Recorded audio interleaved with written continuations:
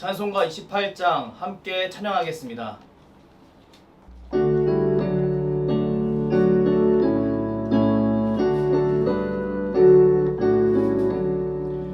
복의 근원 강림하사 찬송하게 하소서. 한량없이 자비하심 측량할 길 없도다. 천사들의 찬송가를 내게 가르치소서. 구속하신 그 사랑을 항상 찬송합니다. 주의 크신 도움받아 이때까지 왔으니 이와 같이 천국에도 이르기를 바라네. 하나님의 품을 떠나 죄에 빠진 우리를 예수 구원하시려고 보혈 흘려주셨네. 주의 귀한 은혜 받고 일생 빚진 자 되네. 주의 은혜 사슬 되사 나를 주께 매소서. 우리 마음은 연약하여 범죄하기 쉬우니 하나님이 받으시고 천국 이르시소서.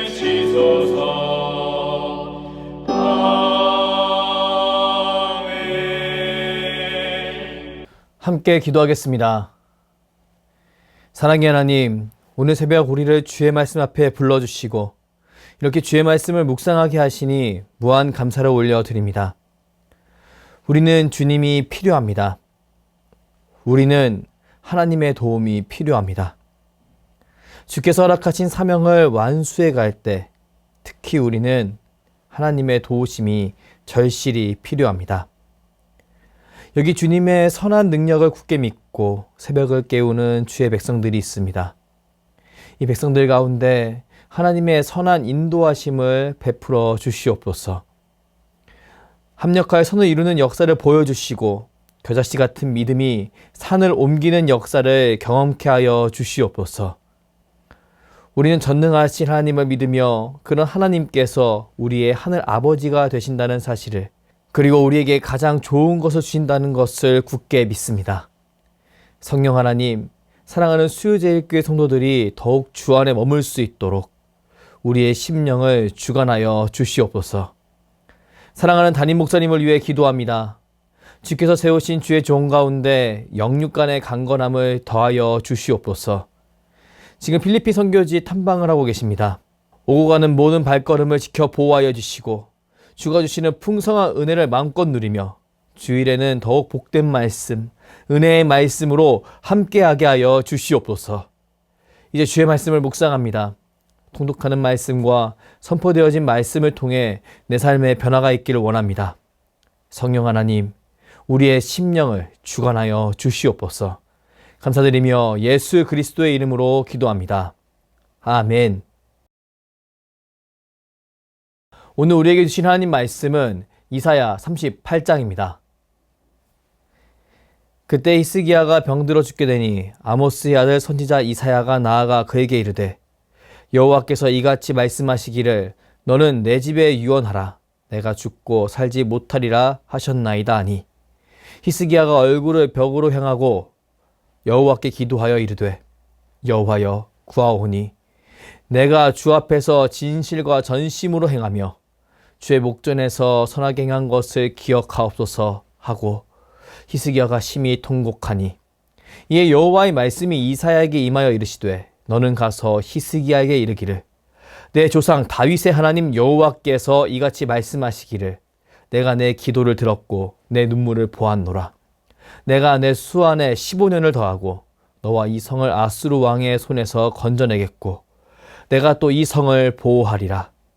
이는 여호와께로 말미암은 너를 위한 징조이니 곧 여호와께서 하신 말씀을 그가 이루신다는 증거니라.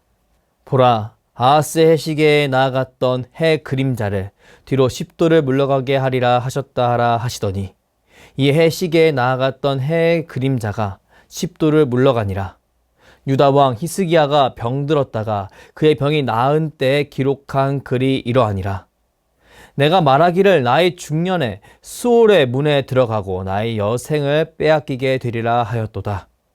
내가 또 말하기를 내가 다시는 여호와를 배웁지 못하리니 산자의 땅에서 다시는 여호와를 배웁지 못하겠고 내가 세상의 거민 중에서 한 사람도 다시는 보지 못하리라 하였도다. 나의 거처는 목자의 장막을 거둔같이 나를 떠나 옮겨졌고 직공이 배를 걷어 마름같이 내가 내 생명을 말았도다. 주께서 나를 틀에서 끊으시리니 조석간에 나를 끝내시리라. 내가 아침까지 견디었사오나 주께서 사자같이 나의 모든 뼈를 꺾으시오니 조석간에 나를 끝내시리라. 나는 제비같이 학같이 지적이며 비둘기같이 슬피 울며 내 눈이 쇠하도록 앙망하나이다. 여호와여, 내가 압제를 받사오니 나의 중보가 되옵소서. 주께서 내게 말씀하시고 또 친히 이루셨사오니 내가 무슨 말씀을 하오리이까? 내 영혼의 고통으로 말미암아 내가 종신토록 방황하리이다. 주여, 사람이 사는 것이 이에 있고 내 심령의 생명도 온전히 거기에 있사오니 원하건대 나를 치료하시며 나를 살려 주옵소서. 보옵소서. 내게 큰 고통을 더하신 것은 내게 평안을 주려 하심이라.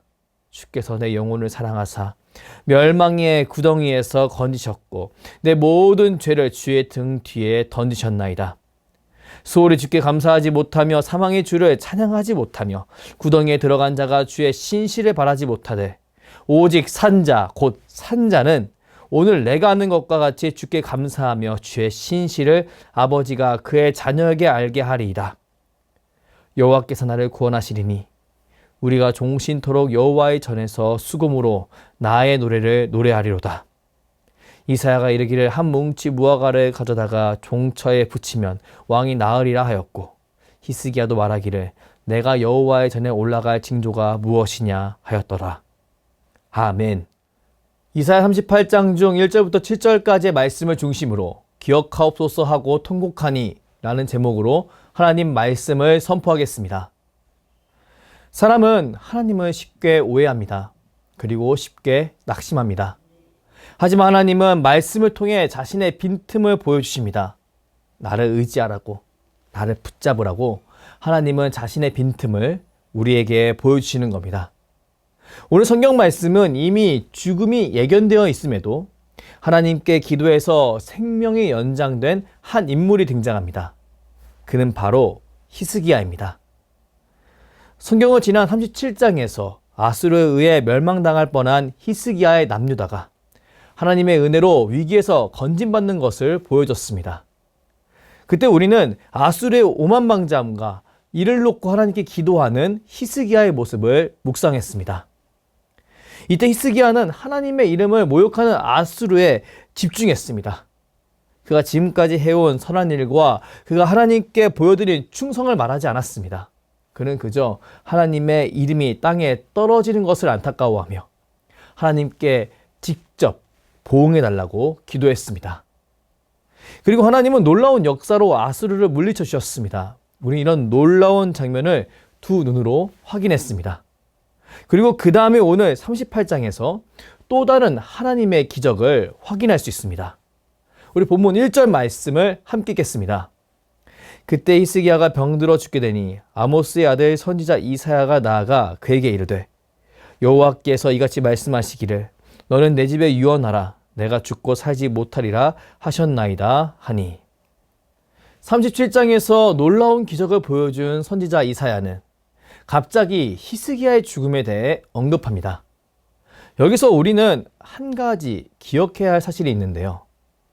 지금 아수르의 패퇴와 그 히스기야의 생명 연장 사건이 시간상 연결되어 있는지 뒤바뀌어져 있는지 떨어져 있는지가 학자 간의 이견이 있다는 사실입니다. 어떤 학자는 이 연결이 시간 순서로 맞다라고 이야기합니다. 어떤 학자는 뒤바뀌어 있다고 이야기합니다. 하지만 대부분의 학자가 동의하는 것이 있는데요. 그것은 바로 지금 히스기야는 자신의 후계자 므낫세를 낳기 전이라는 사실입니다. 우린 여기서 히스기야의 참혹한 마음을 유추할 수 있습니다. 히스기야는 다윗의 혈통이지요. 그렇기에 그는 다윗에게 부여된 하나님의 언약이 성취되는 것을 봐야 하는 의무와 책임이 있었습니다. 우리 사무엘하 7장 16절 말씀을 함께 읽겠습니다. 내 집과 내 나라가 내 앞에서 영원히 보존되고 내 왕위가 영원히 경고하리라 하셨다 하라. 하나님께서 나단을 통해 다윗에게 전하신 다윗 언약의 내용입니다. 하나님은 다윗의 집과 다윗의 나라가 하나님 앞에서 영원히 보존되게 될 것이라고 약속하셨습니다. 그리고 하나님은 사무엘하 23장에서 다윗의 입술을 통해 다윗의 자손들이 하나님을 배신하지 않는다면 그들을 결코 끊어내지 않겠다고 하나님께서는 약속해 주셨습니다. 그런데요, 이런 일이 히스기야 때 발생해 버린 겁니다. 히스기야는 나름대로 하나님 앞에서 경건하게 살려고 몸부림쳤던 왕이었습니다. 그는 그의 아버지 아하스와 달리 아수르를 의지하기보다 하나님을 의지했던 인물이었습니다. 그는 하나님께 소망이 있고 하나님의 도우심이 있어야만 나라와 자신의 가문이 유지될 수 있다고 굳게 믿었던 사람이었습니다. 그런데 그런 그에게 지금까지 없었던 다윗의 혈통이 끊어져 버리는 상황이 찾아오고만 것입니다. 과연 이 소식을 이사야 선지자한테 들었던 히스기야는 어떤 심정이 되었을까요? 우리 본문 2절 말씀을 함께 읽겠습니다. 히스기야가 얼굴을 벽으로 향하고 여호와께 기도하여. 히스기야는 참혹한 마음으로 얼굴을 벽으로 향하고 하나님께 기도하기 시작합니다. 그의 이 참혹한 마음을 다른 곳에 풀지 않고 바로 하나님께 나아갔던 것입니다. 사람은 정말 큰 슬픔을 겪게 되면 울음도 큰 소리로 나오지 않습니다. 그저 내 가슴에 돌이 하나 얹혀진 것 같은 그 상태에서 숨죽이며 흐느낄 뿐입니다. 왜냐하면 이 상황이 믿기지도 않고 납득도 되지 않기 때문입니다. 그래서 놀람 속에 깊은 슬픔 가운데 잠잠히 흐느끼게 됩니다. 어찌 보면 사람이 큰 소리로 우는 것은 이 상태가 조금 지나간 것이라고 할 수 있습니다. 그리고 사람이 화가 나는 것은 이 슬픔이 더 지나가고 있는 상황이라고 할 수 있습니다. 사람들은 대부분 큰 슬픔이 찾아왔을 때 화가 나는 상태까지 그냥 자신을 방치합니다. 왜냐하면 나에게 자기 자신을 어떻게 할 수 있는 힘과 능력이 없기 때문입니다. 그렇게 이 순간을 지나고 있는 사람들에게 여러 사람들의 위로와 격려는 가끔 그 사람에게 부담이 되곤 합니다. 왜냐하면 이 상황을 받아들일 여력이 없기 때문입니다. 그런데요, 이런 큰 슬픔의 상황 속에 놓인 히스기야가 바로 얼굴을 벽으로 향하고 하나님께 기도하기 시작한 겁니다. 과연 그는 이런 슬픔 상황 속에서 하나님께 어떻게 기도하였을까요? 우리 3절 말씀을 함께 읽어보겠습니다. 새번역 버전입니다. 이렇게 아뢰었다.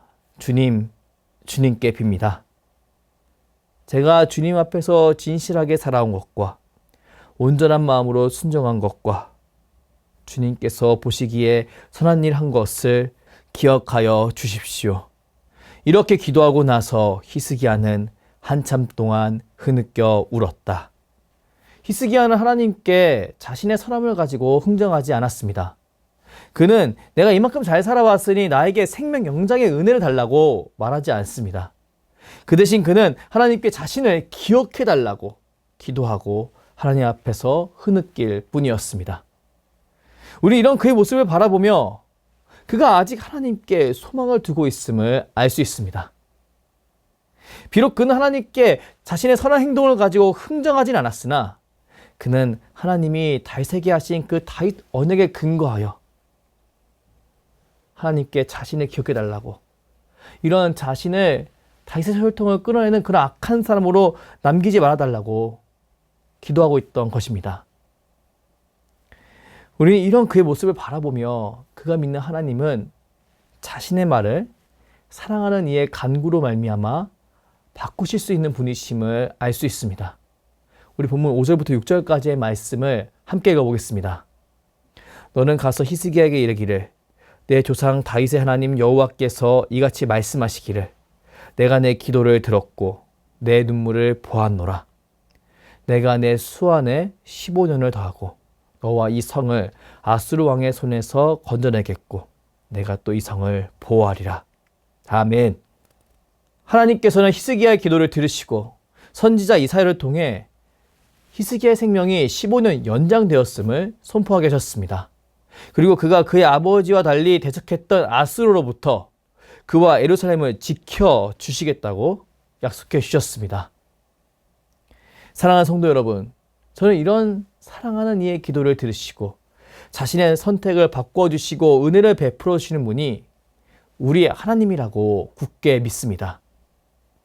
단 하나님은 우리의 만능 로봇이 아니시기에 우리가 원하는 대로 모든 것을 다 조정해 주는 분은 아니십니다. 그러나 하나님은 우리와 깊고 친밀한 친교를 갖기 원하시기에 우리가 하나님 품에 있으려고 몸부림치며 하나님을 의지하고 하나님께 간구할 때 우리의 기도를 들어주시는 분이시기도 합니다.